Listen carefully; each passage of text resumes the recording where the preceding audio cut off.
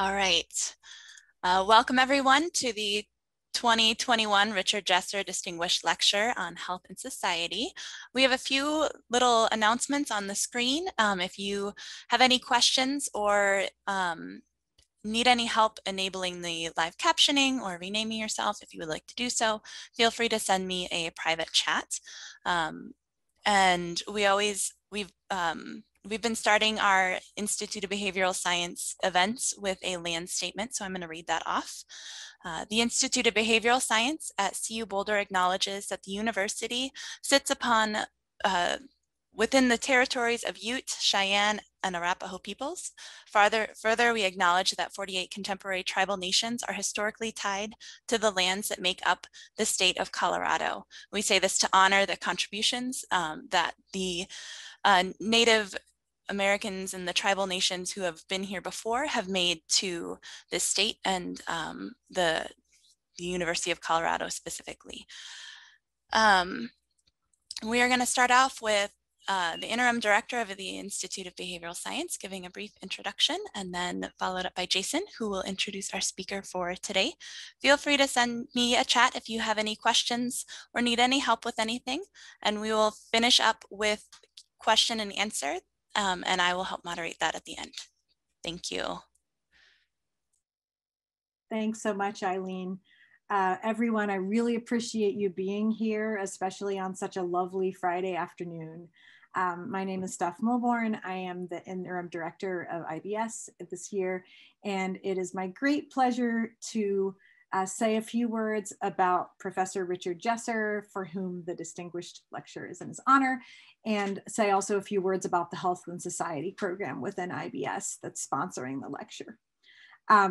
Many of you, I imagine, know Dick, who is a distinguished professor of behavioral science at CU Boulder and is currently a research professor within IBS.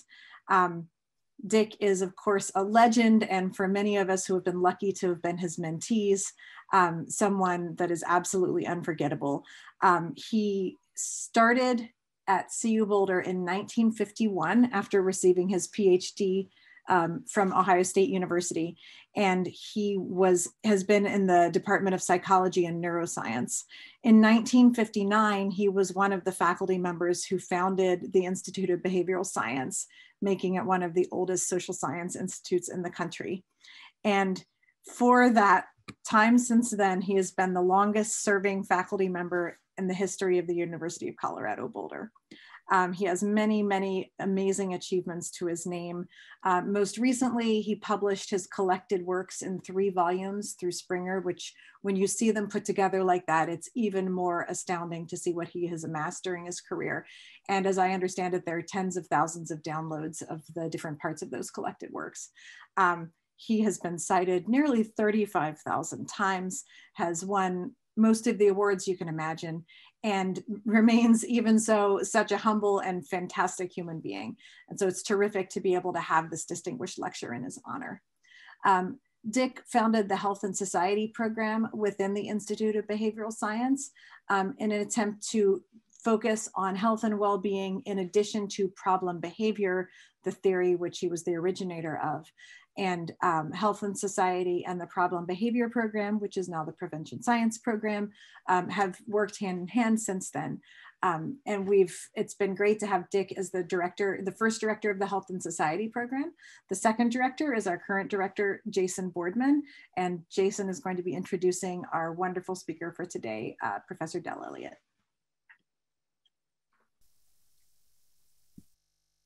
Thank you, Steph, for such a great introduction to Dick Jessor, his vision of IBS, and also the Health and Society program, of which I'm very fortunate enough to be the current director. It is my honor to have the opportunity to introduce Elliott, our speaker for this afternoon's talk. As Steph described, the scientific vision of Dick Jessor's research has always been about prioritizing the ways in which individuals understand, interact with, derive meaning from, and are shaped by their immediate social environments. And Elliott's work has always started with this understanding of of delinquency and problem behavior is much more than a characteristic of an individual, but a characteristic of the places in which people live, where they work, and where they play. In 1996, I started graduate school, and of course, brand new graduate student. I knew more than everybody around me, even those teaching me this stuff. I just left being a high school math teacher in Oakland, California, and I was really outraged by the literature I was reading that was describing the day-to-day lives of minority children in highly disadvantaged communities. One of those books that I read that was very inspirational was Wilson's When Work Disappears. I was captivated by the voices that I heard when I read through that narrative, but I needed something. I needed a model. I needed to hold up these narratives that I was reading in Bill Wilson's work to some sort of structure, a paradigm, if you will. And that's when I stumbled across a paper written in 1996 by Bill Wilson, Dave Heisinger, Rob Sampson, and a host of other superstars in JRCD, entitled The Effects of Neighborhood Disadvantage on Adolescent Development. And they walk the reader, even me, again, that highly reticent one of the first year graduate student who thought he knew much more about neighborhood disadvantage than anybody could possibly understand, and had the wherewithal to use this word culture and meaning making. And I thought, how could you possibly talk about culture in these contexts? This is a structural factor. And I walked away after reading that paper, and incredibly well justified and supported empirically. Read it, reread it, read it, and reread it, and opened my mind to actually started thinking about how you can possibly even think of talking about structure and agency without actually linking these two factors with this broad concept called culture.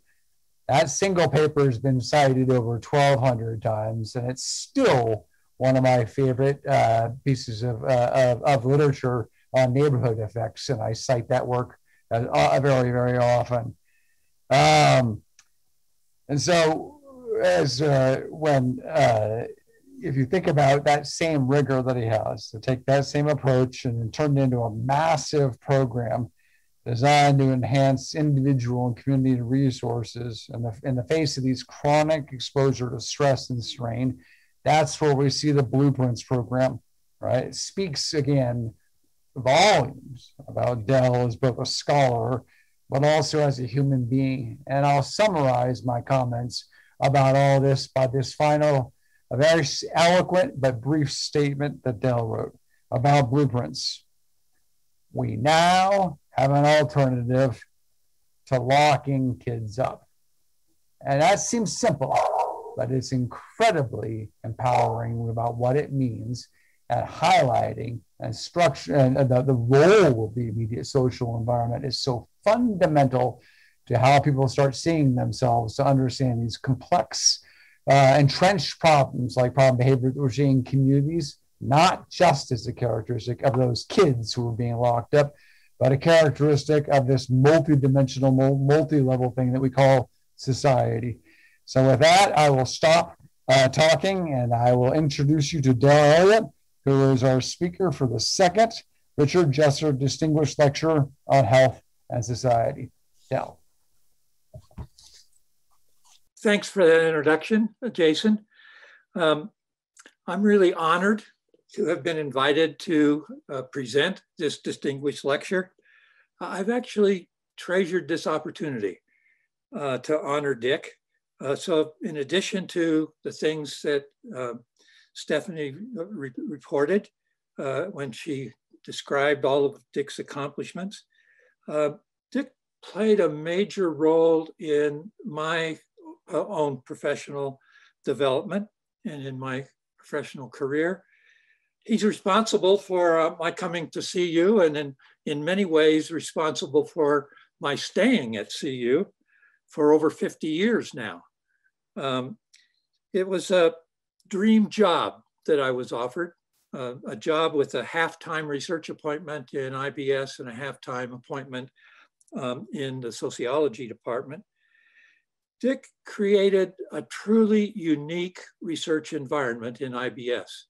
It's an environment that I think acquired national and international reputation for its early commitment and focus to interdisciplinary research.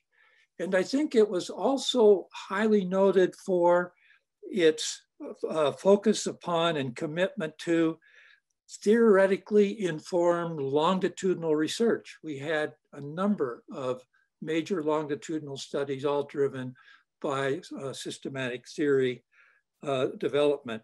So it was an ideal environment for me as a young scholar, researcher, to come into that kind of environment. So I benefited greatly from Dick's penetrating insight in theory and in research on research issues.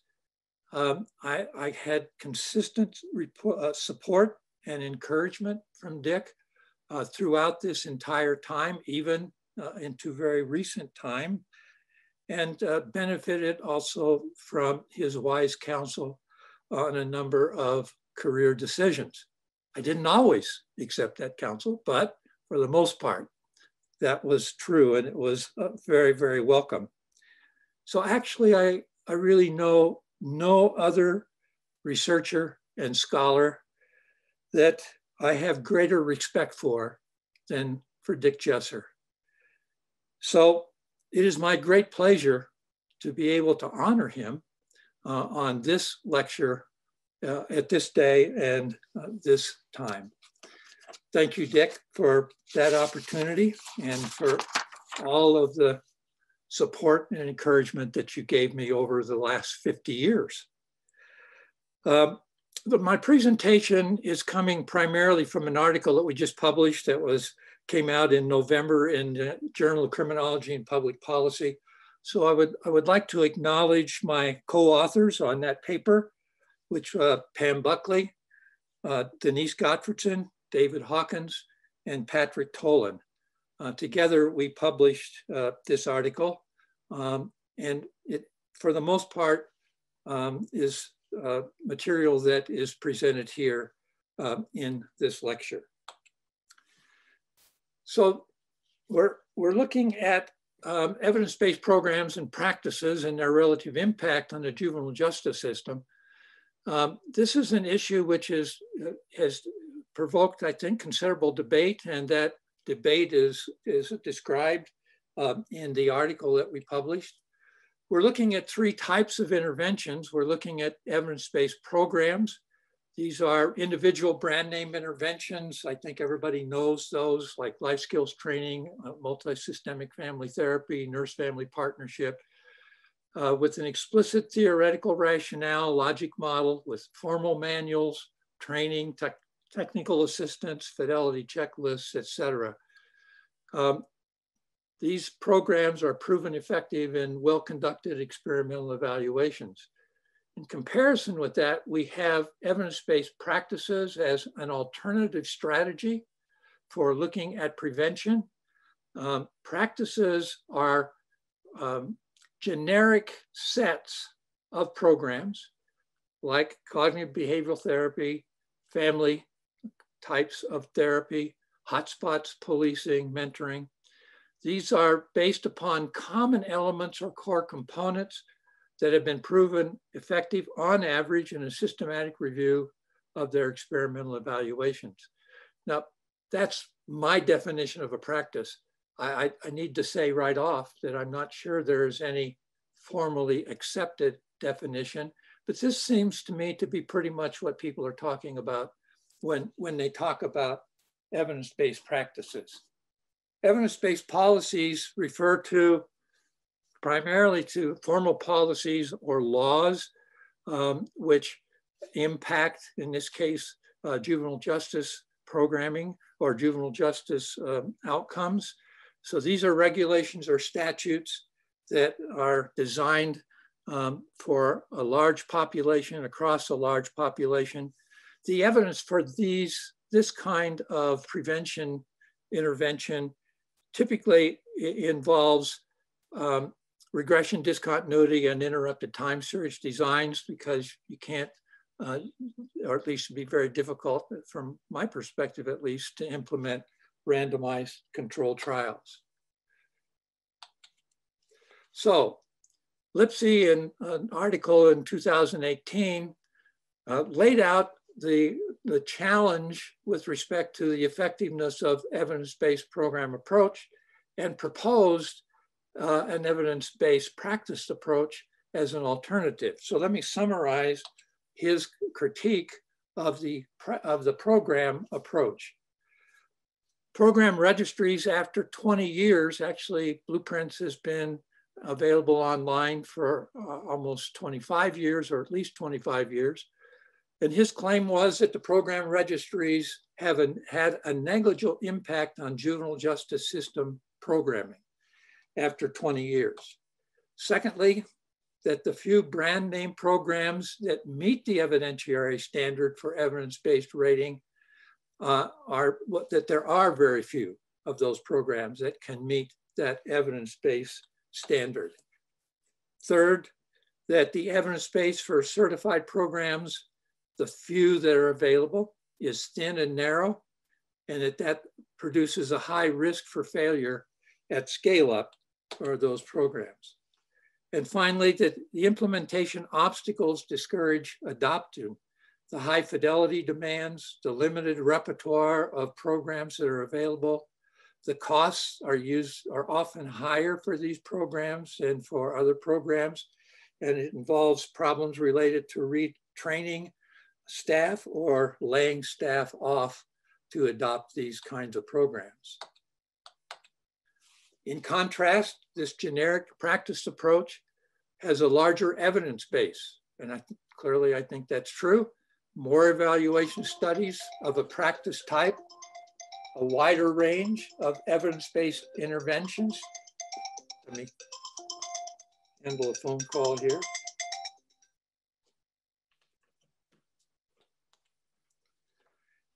That this approach builds on programs that are already in place.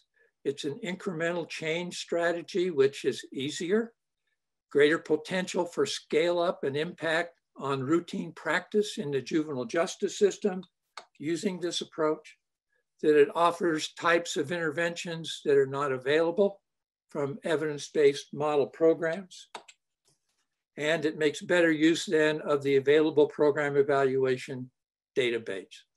And let me just say right from the outset that there's certainly, I would agree with a number of those concerns to some extent, but thought it would be worth we actually look at the evidence for these two approaches, evaluate to the extent that these approaches have made a significant impact on the juvenile justice system.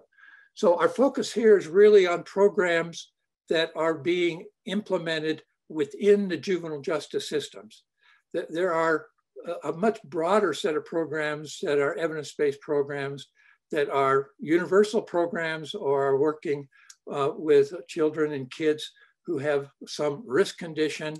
But we're focusing now on this end, which looks just at programs for those who have been declared delinquent by the courts and are in the juvenile justice system.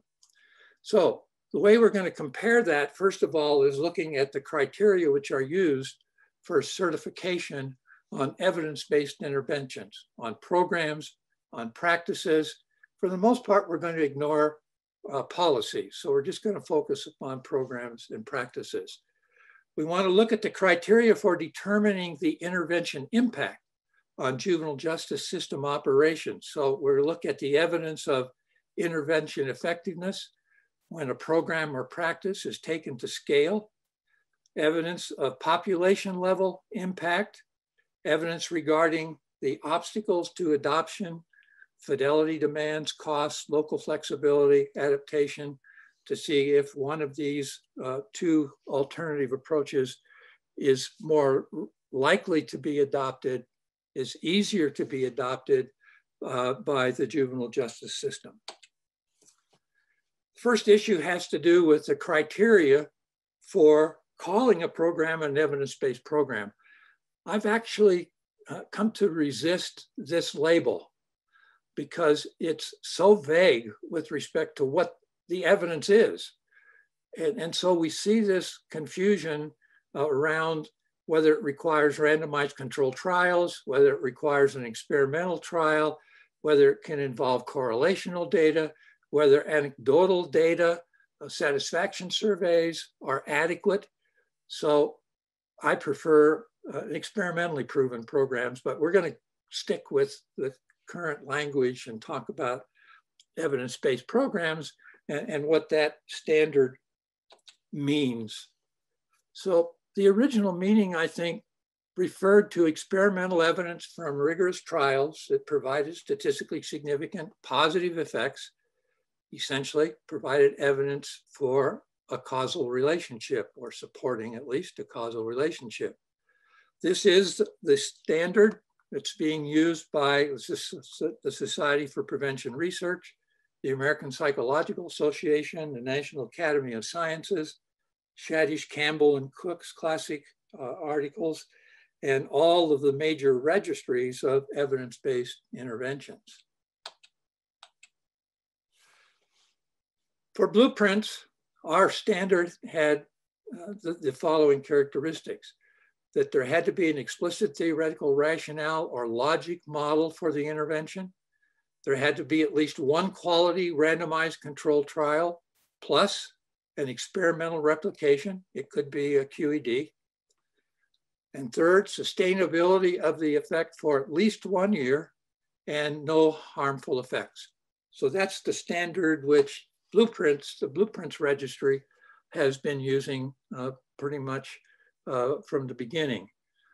The Department of Justice Crime Solutions Registry and Model Program Guide, the OJJDP Guide, has the following standard: an explicit theoretical conceptual framework, at least one experimental study. It can be either a randomized control trial or a quasi-experimental trial, and some consideration of the effect size when the program is implemented with fidelity. The Department of Justice Crime Solutions Registry does have a standard for effective practice. It involves at least one quality meta-analysis involving at least 2 programs. Secondly, a strong internal validity, assessed essentially by whether the mean effect size is based upon randomized controlled trials, not exclusively, but that's the consideration that they look at, and whether the evidence supports a causal relationship. So those are the standards which are at least formally published. We want to look now at the evidence base for model program effects on the juvenile justice system offenders, and then we'll look at that for practices. The number and type of studies in the registry program database. So if we're looking at blueprints, there are only 4 model programs in the blueprint registry that are targeting juvenile offenders in the justice system. Multisystemic therapy has 74 published studies. 18 of those studies are randomized controlled trials. 7 of those studies have independent evaluation teams, which is another criteria which is sometimes used for certifying the effectiveness of a program. Functional family therapy has 20 published studies. 13 of them are randomized trials. 5 of those are independent evaluations. Treatment foster care, Oregon, is a family-based program. It involves 10 published studies, 6 of which were randomized trials, and MST for problem sexual behavior, 3 studies, all 3 of those are randomized controlled trials.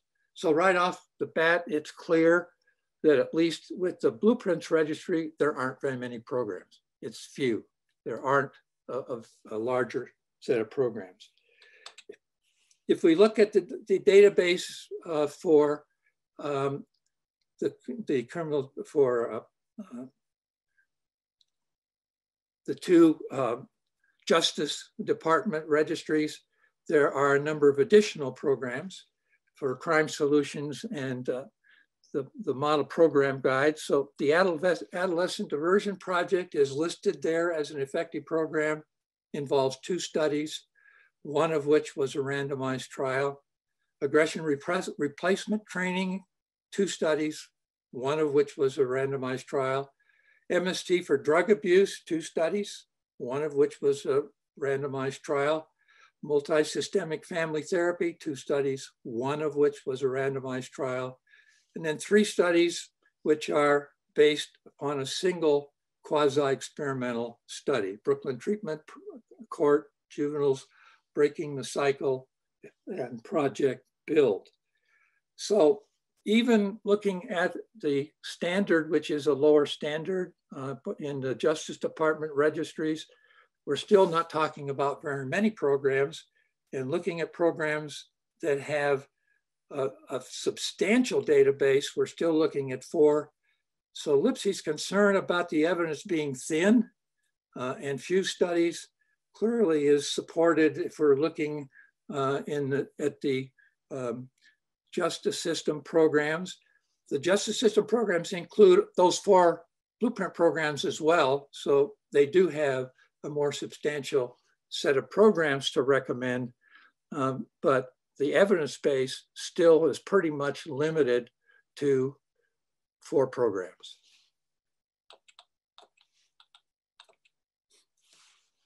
Here's a number of meta-analyses and types of studies in the practice database.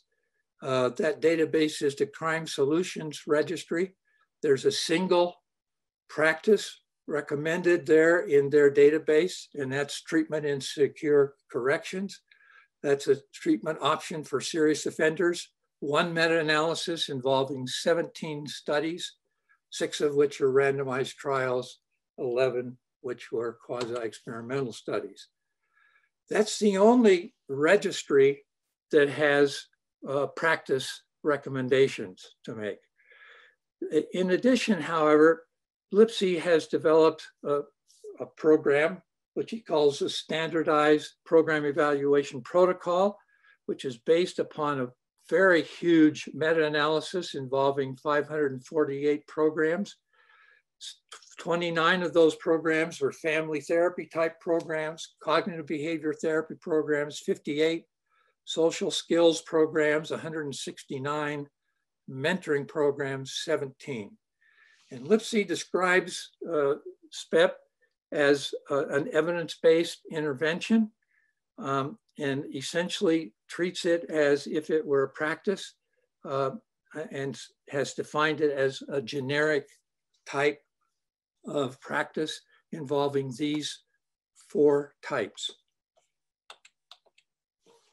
So looking at the selection criteria for practices and the common elements, typically as we defined it, it involved knowing the core components, the intervention content, and the implementation protocol. So that appears to be inherent in the standard that's being used by the Justice Department. In LIPSI's practice, the core components are not considered. The intervention content is not considered. Implementation is considered, and it's primarily that which is the definition of the practice. So there are 4 characteristics or 4 core components, I guess we can call them, for LIPSI's, looking at LIPSI's practice. First has to do with the level of risk for those that are in the program. Secondly, has to do with the duration of the program. Third, the type of practice. that's involved, and fourth, the quality of the intervention. The quality that was assessed in this meta-analysis was based really upon the evaluator's involvement in the evaluation. There's evidence that if the designer is involved in the evaluation of that program, that tends to inflate the effect size. So he's taking that into account as a proxy for quality. And then secondly, whether there are any described problems that were involved in that study. So those are the two variables that he uses as a proxy for assessing the quality of the implementation.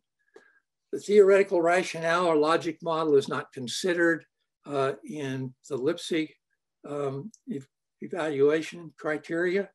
It is, of course, in the Justice Department's criteria for certification.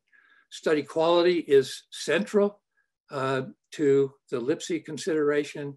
It is also considered, of course, in the practice standard used by the Justice Department. The typology that's developed is an interesting question. It's a consideration that I haven't seen discussed in the literature. The heterogeneity in the LIPSI meta-analysis produced more variation on effect sizes within the type of practice than between those types of practices. So there was great heterogeneity in that particular practice. There are construct validity issues that have to be considered when we come to describe how the clustering into a particular practice takes place, what the common elements are, and then what the heterogeneity is for programs that are implementing those separate kinds of programs. The standard does require statistical significance. A positive effect size should take into consideration negative effects, which are considered in the Justice Department standard. The number and type of studies should be considered along with replication and sustainability. All right, what are the practical juvenile justice system uses of evidence-based practices? How are we going to do that? We're going to first look at the replication of one of the programs. Let me back up here. The question here is, how does the justice system going to use the evidence-based practice approach? Because there are a number of different ways that information about a practice might be used. The first is that the justice system might decide to just replicate one of the programs in the set of evidence-based practices that are available. So in this case, we're just looking at two of them, but in principle, if there were many practices that were certified, one of the things that the justice system could do with that information is to simply select one of the programs in that set that served and fit their local needs and replicate it. In essence, though, that takes us essentially right back to what the program approach is doing. Secondly, the justice system could create a new program that incorporates the core components in the logic model of that practice that fits local needs and come up with a new program based upon these core components and the logic model that is the basis for the practice. Third, they could adapt the current programs that they're using in the justice system to conform more closely to the core components in the logic model. This is essentially the recommendation and the strategy that LIPSI is proposing to use with his practice. and essentially is making the argument that this strategy can be used to improve the effectiveness of the current programs which are being implemented, in the justice system, and improve the quality and the effectiveness of those programs by ensuring that they are conforming closely to the core components in the logic model in that practice. And finally, if the mean effect size is 0 in that practice or negative, then that would suggest that the justice system should terminate any of those programs that they're implementing in the justice system, because the evidence for that type of a program suggests that it's ineffective or harmful. So these are 4 strategies for using evidence-based practices as an approach to preventing delinquency within the justice system. We're looking now at scale up. We're looking at model programs scale up. MST is currently being implemented in 15 countries, 34 states. 8 of those states it's being implemented statewide in 540 sites. They serve 17,000 families annually. The effect size, Cohen's effect size, is a minus 0.10. The cost benefit as determined by the Washington State Institute for Public Policy is $1.62 per intervention, or per intervention. The probability of getting a positive effect based upon a huge Monte Carlo analysis that the Washington State Institute used was 0.76. So they're estimating 76% of the time implementing this program, you're going to get a positive effect. Functional family therapy is being operated in 24 states, 8 of which statewide, 270 sites, 17,500 families annually. Their effect size is a 0.25, which is quite good. The cost benefit ratio for FFT is 11.56, $11.56, and probability of getting a positive effect in implementing this program is 0.96. Treatment foster care Oregon is being implemented on 13 states, 50 sites, 1,300 youth annually. The Adolescent Diversion Program, which is a program that was recommended by Crime Solutions and Model Programs Guide, Justice Department. We have no evidence that I could find about the number of places it's being implemented and the actual size of the population being served, but my guess is it's quite high. This is a program I think that's a fairly popular program within the juvenile justice system. I just don't have numbers to present for that. But the Washington State Institute for Public Policy suggests the probability of getting a positive effect with this intervention is 0.97, which is excellent. MST for substance abuse, which is another justice system program, has a cost benefit ratio of 3.60, $3.60, which is good. The probability of a positive effect when implemented is 0.52, which is pretty low. The Washington State Institute recommends that those probabilities that equal 0.75 and above should be considered effective. Those below 0.75, they would not classify as being an effective intervention, which, going back, this suggests that MST and FFT and the Adolescent Diversion Program are all programs that would meet their standard for being effective at scale up. Multidimensional family therapy, all we know about that is the probability of its being implemented with a positive effect size is low, it's 0.25. So that's the evidence for programs. It looks like the programs that were recommended by blueprints, for the most part, look like they're pretty good, it seems to me. A couple of the programs, other than the Adolescent Diversion program, are questionable. Evidence for practice effectiveness at scale up, the treatment in secure corrections for serious offenders, that's the practice recommended by the Justice Department, clearly has widespread use, but I know of no scale-up studies for that intervention, no evidence for what the probabilities of getting a positive effect in that program. All we know about that is that it's a program which is being widely used.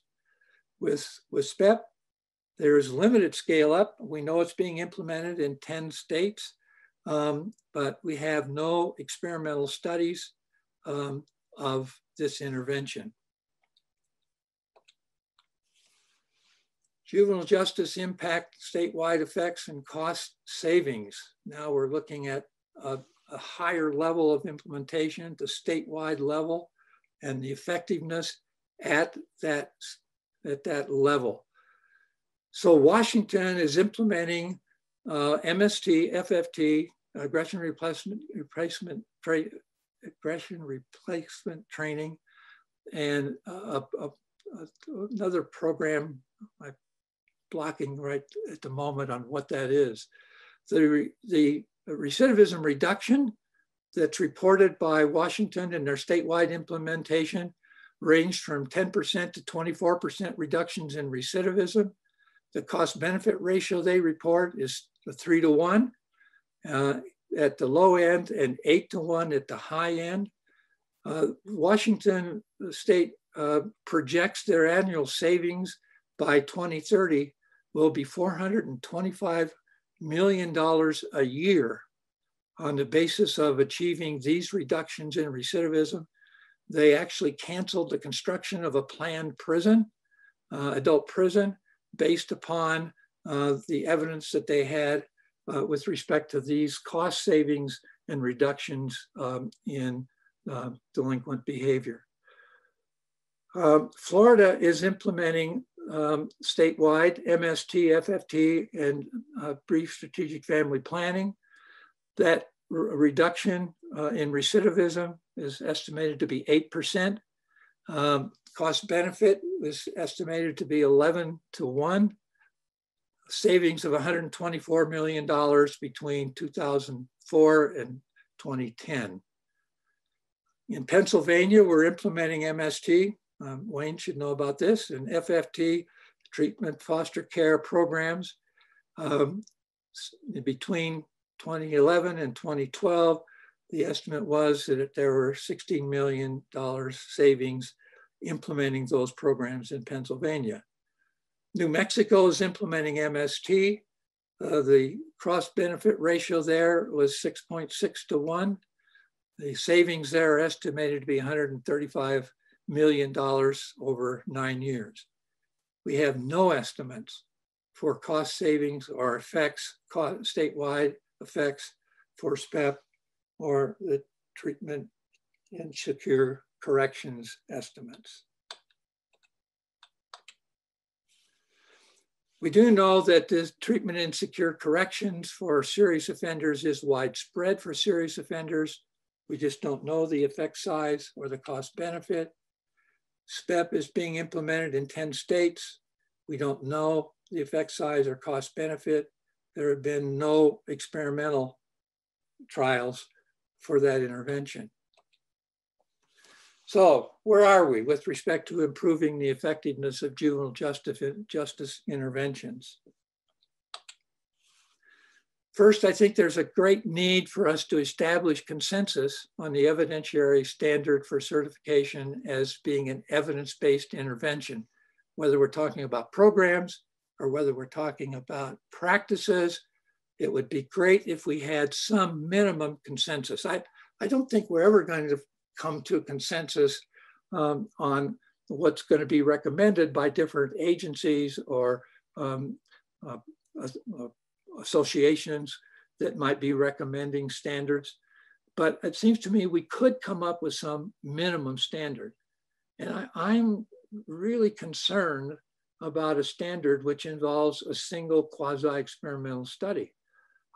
I've had this argument with people at the National Institute of Justice about that database that they are promoting. Their argument is that they feel like they need to have more programs that they can recommend to their constituent base, all of the state agencies that are looking for effective programs, and that the standard that Blueprints is using is too high. And I understand that, and there is a trade-off clearly there.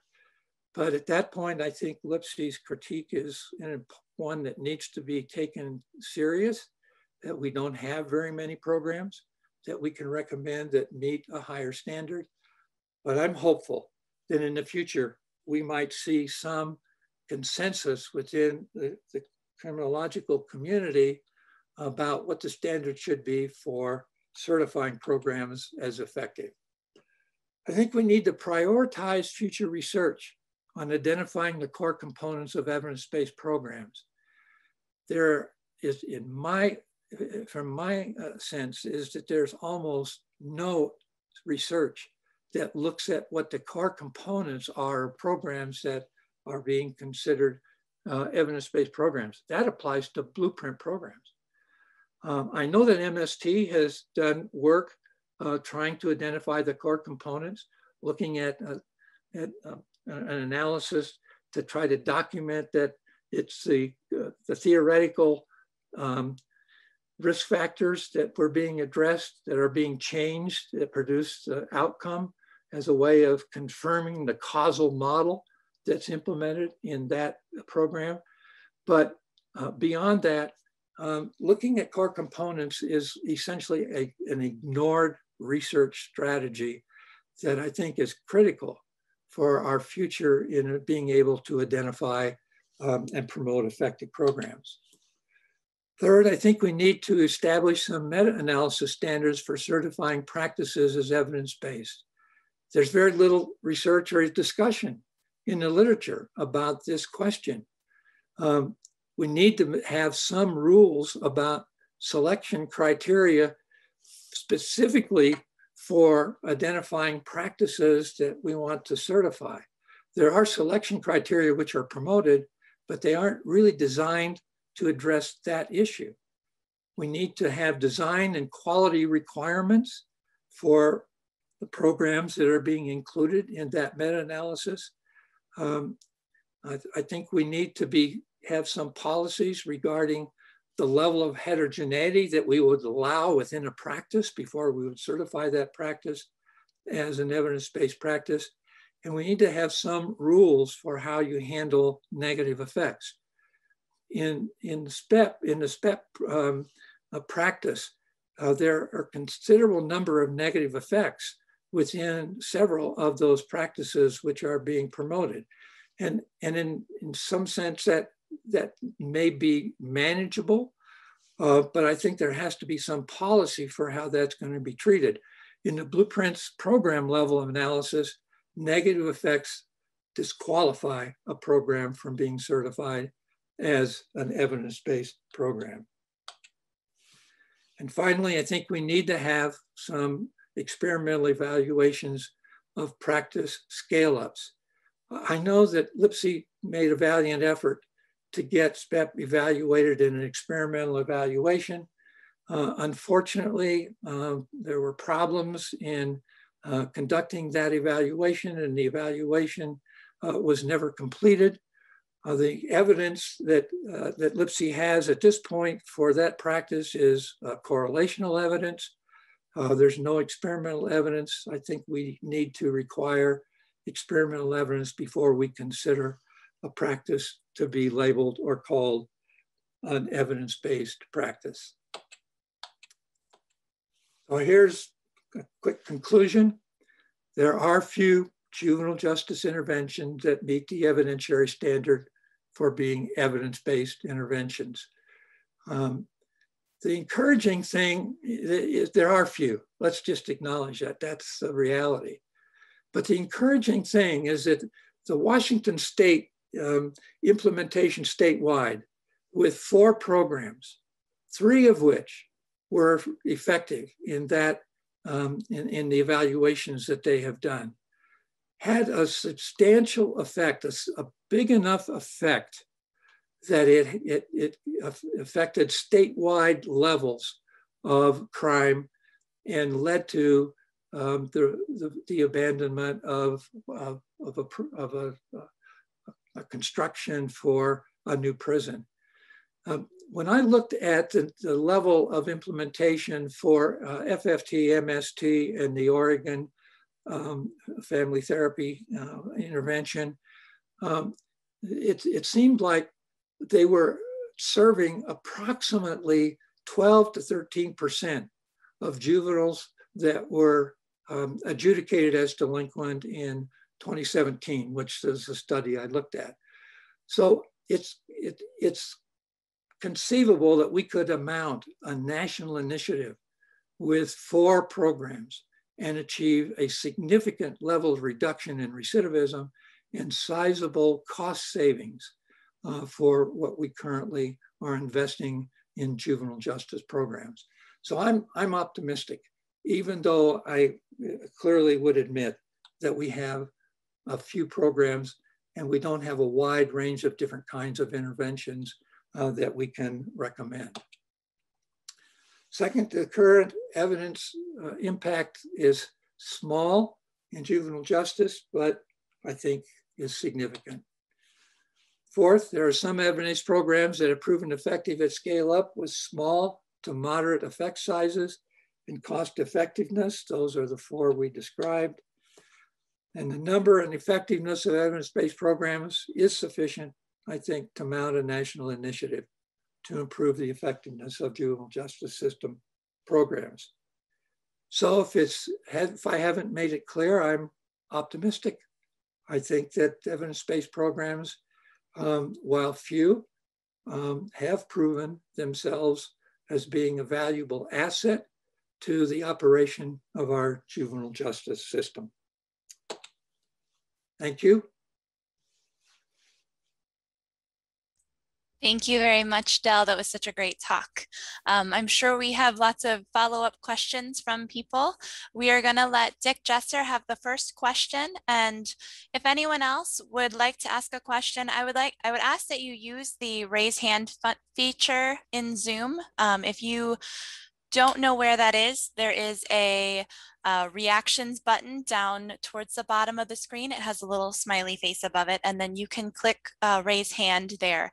That'll help us keep the order of people and allow people who maybe don't feel comfortable just speaking out and unmuting to have a chance to answer or to ask a question, I'm sorry. But Dick, if you wanted to start us off, that would be great.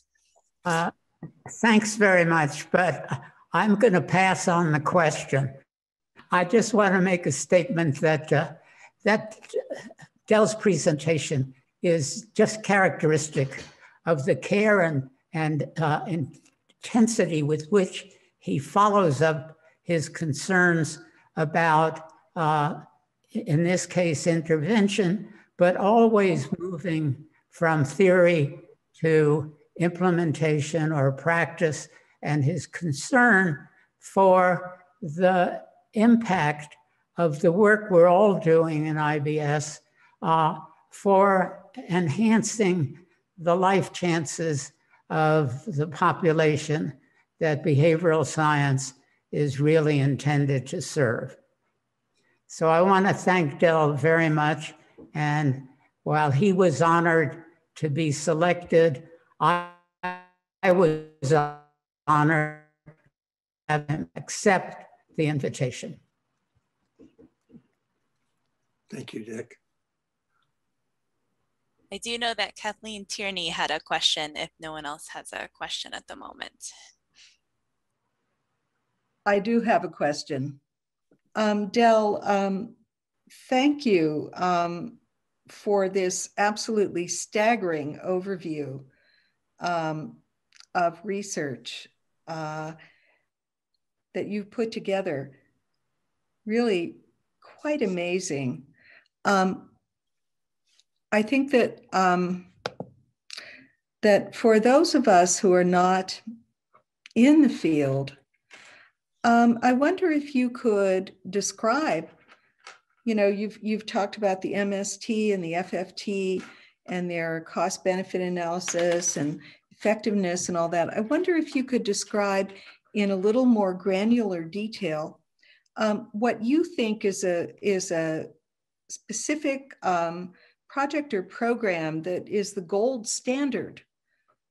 If you had to pick one, and tell us a little bit about what it does and what its objectives are and how those objectives have been achieved.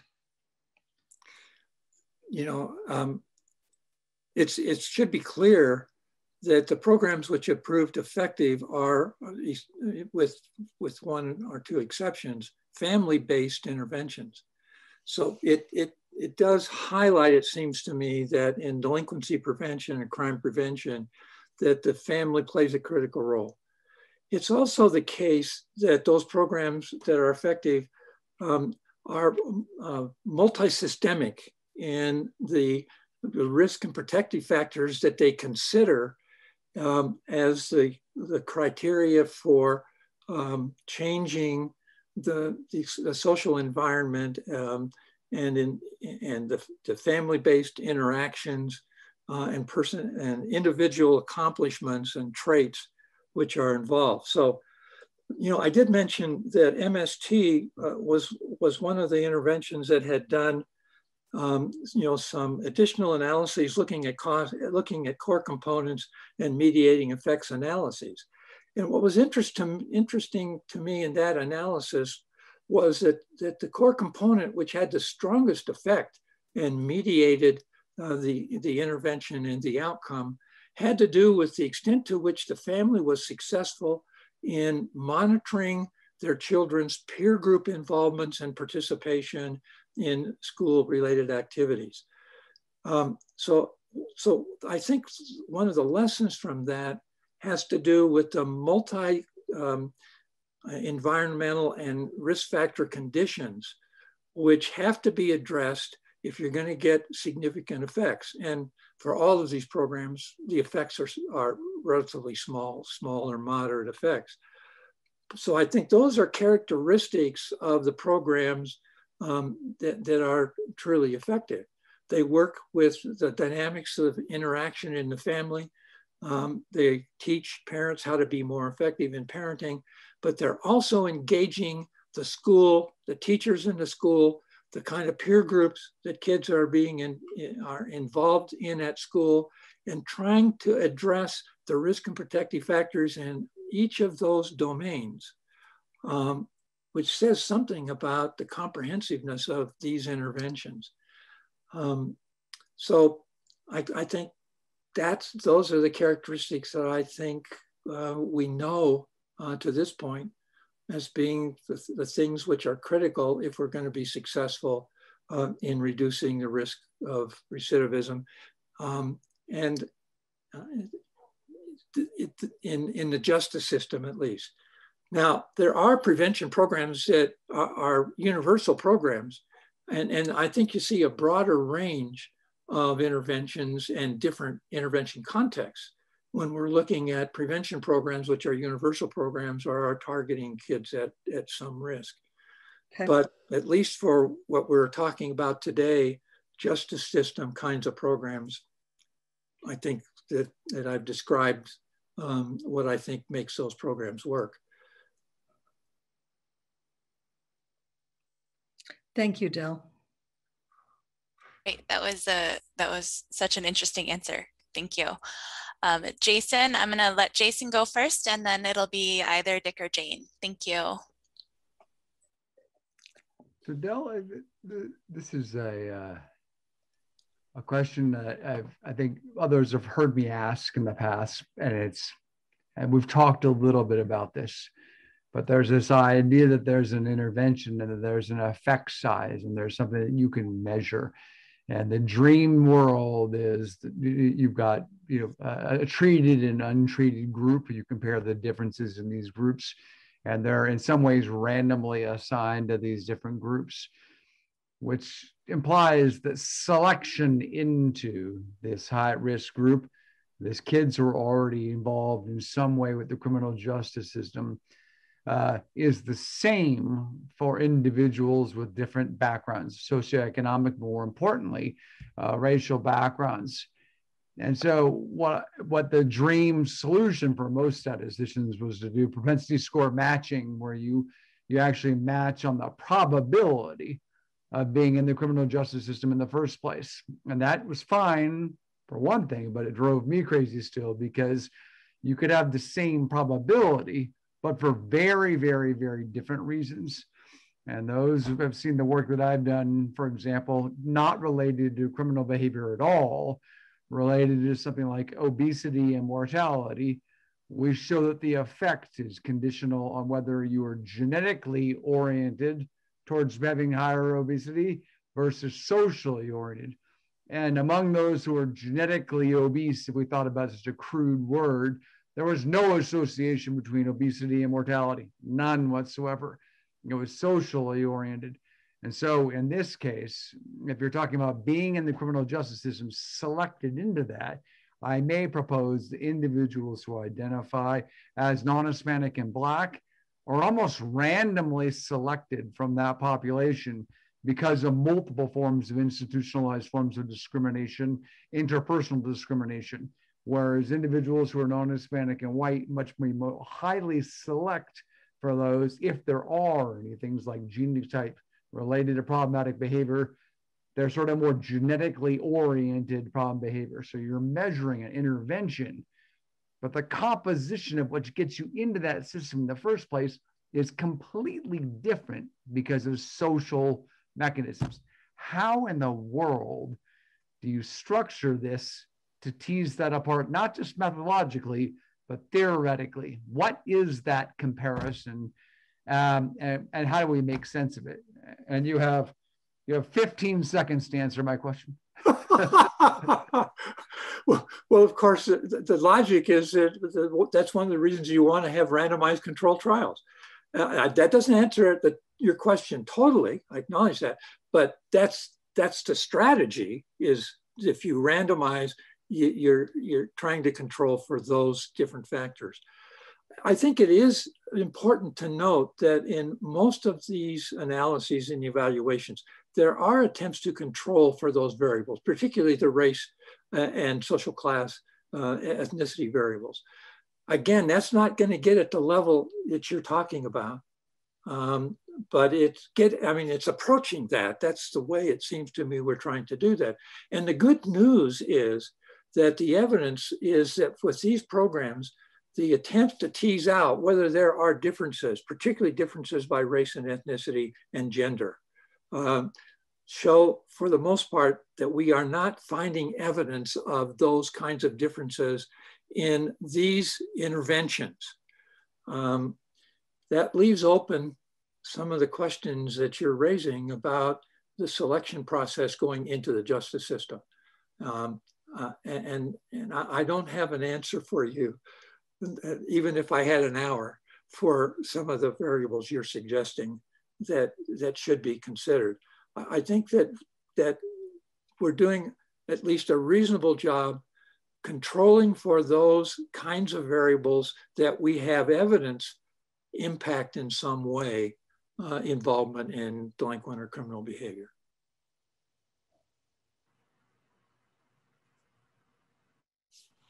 Thank you, Del. You should have had at least as much time as it took for Jason to explain the full context of his question at answer time. So I think you succeeded. All right, Dick or Jane, it's your turn.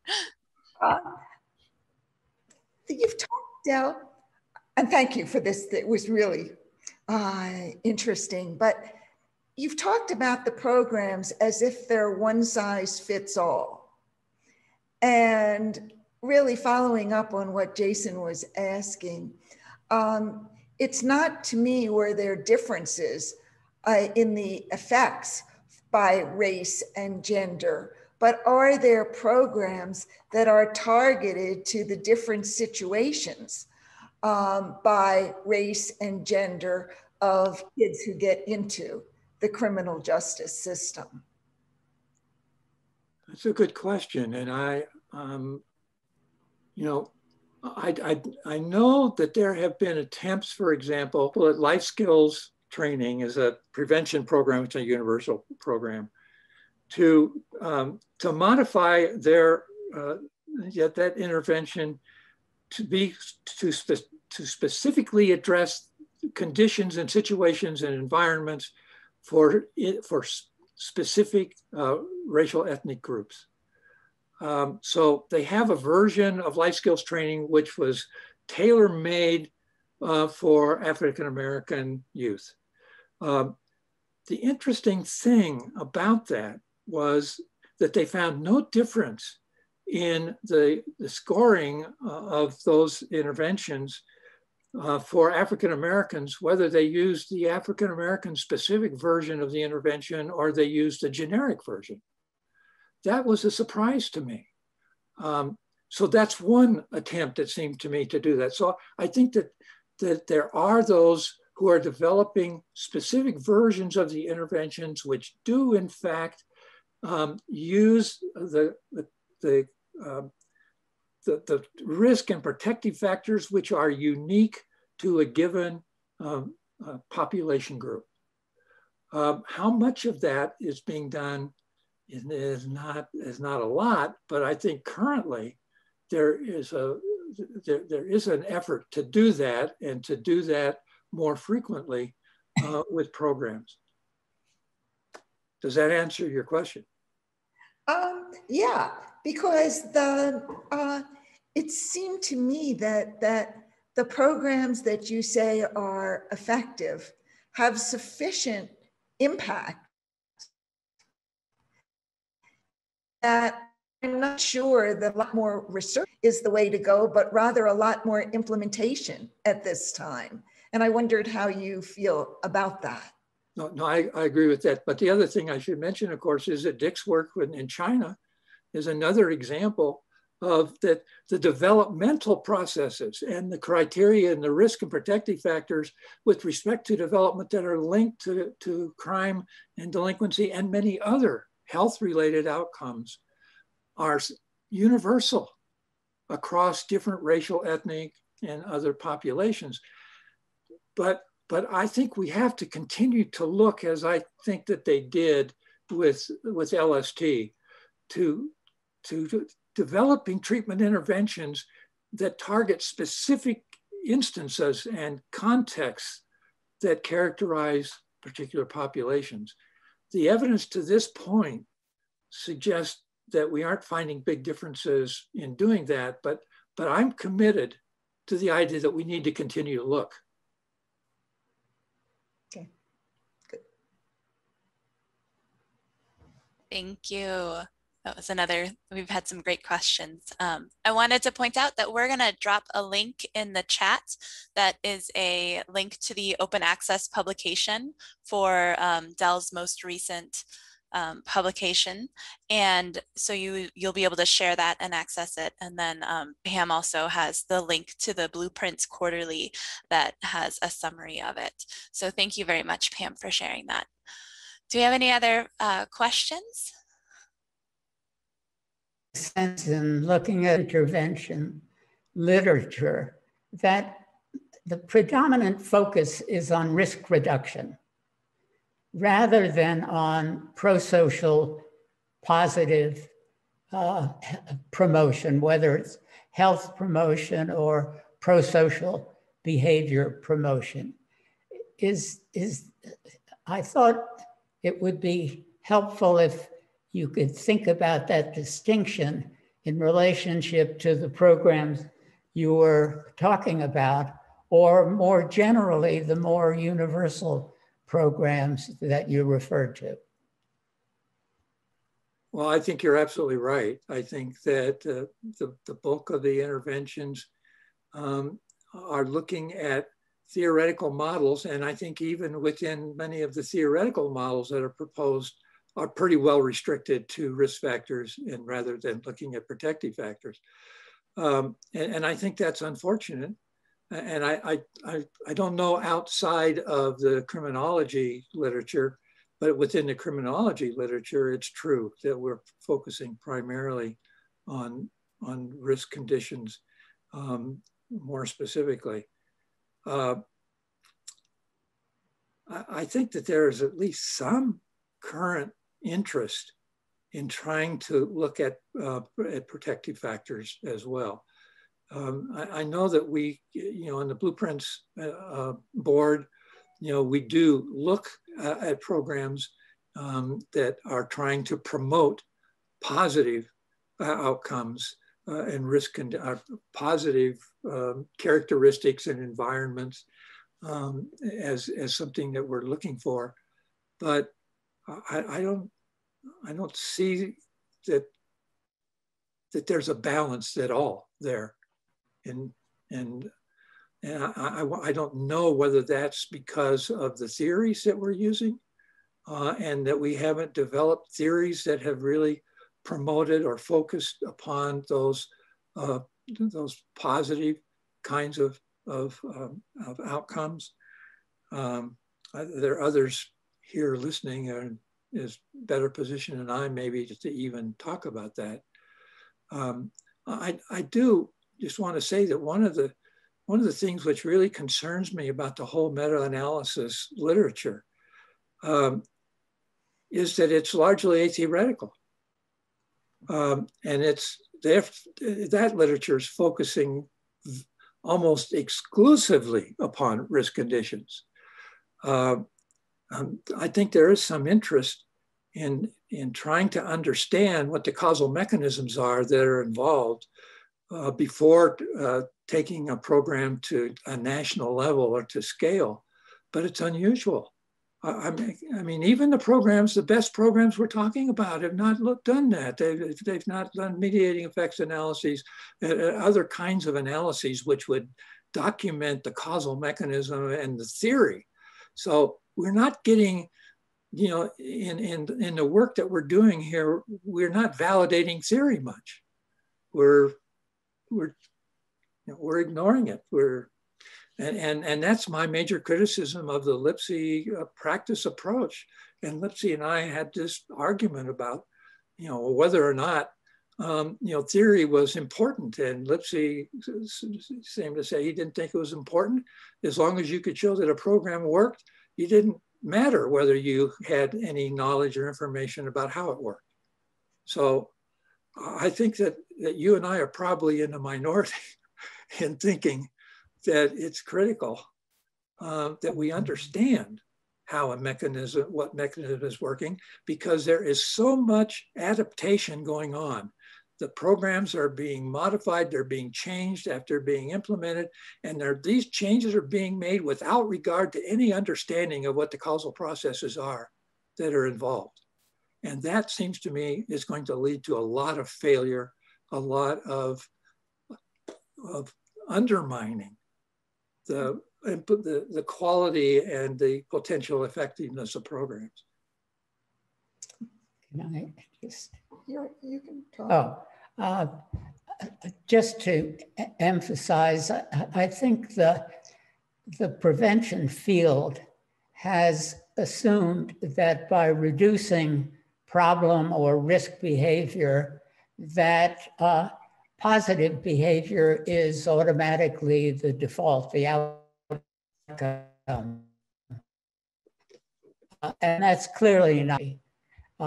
And we have research that shows that different factors are involved in promoting positive behavior than are involved in reducing risk behavior.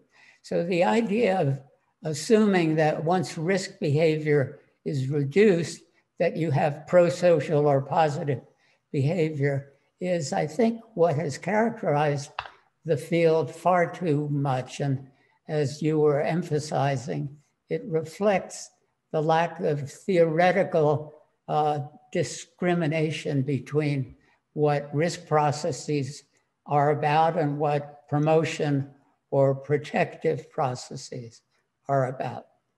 Well, your work has demonstrated the significance of protective factors. The National Youth Survey work that we've done also has evidence that its protective factors play a critical role, particularly in the transition out of adolescence and into early adulthood. One of the interesting things is that you can reduce the risk conditions there, but if there aren't positive factors, you get a racial difference in sustainability of involvement in delinquency because the whites have protective factors present when they make that transition and blacks do not.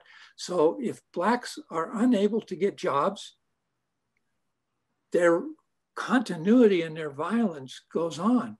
If they are not in intimate relationships, girlfriends, marriage, the risk for continuity goes on. So the role of protective factors in that transition is critical. Yeah. We've had some really great discussion going on from some really phenomenal researchers. Thank you all. We do still have some more time. So are there any other questions that have come up?